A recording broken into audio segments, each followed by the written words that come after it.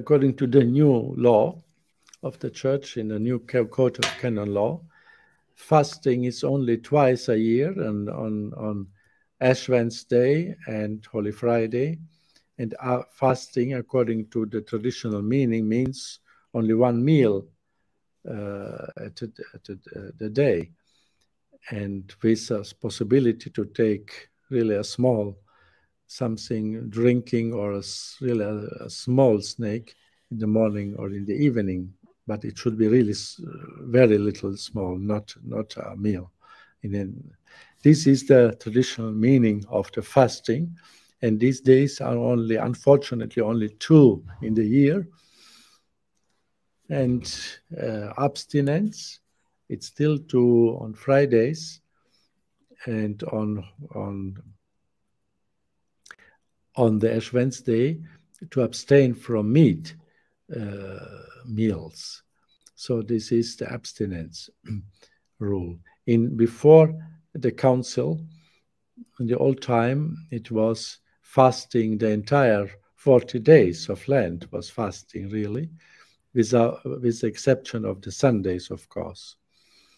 And abstinence were the Fridays, still today the Fridays, of course. And then also before the council, there were the so-called 4 times in the year, of the quatuor tempora in Latin.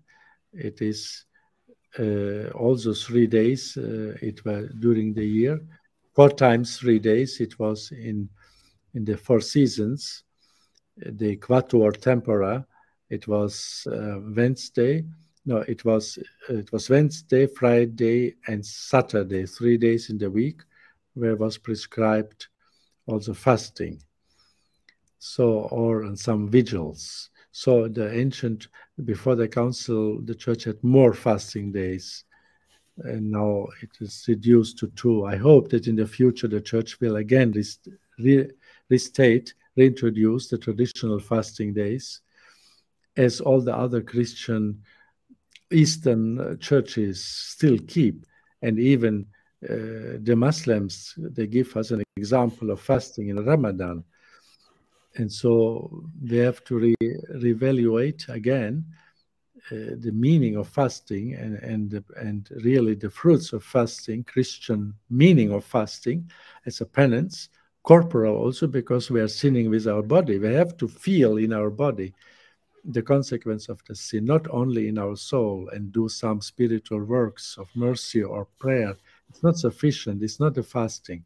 We have to do this also, of course, but also corporal penance, and with the grace of God. And this is helpful, that when you are really fasting, it is helping to, the spirit is more elevated to God, to prayer, and the vices and the concupiscence of the flesh is diminishing. This is an experience of simply of the church and human experience.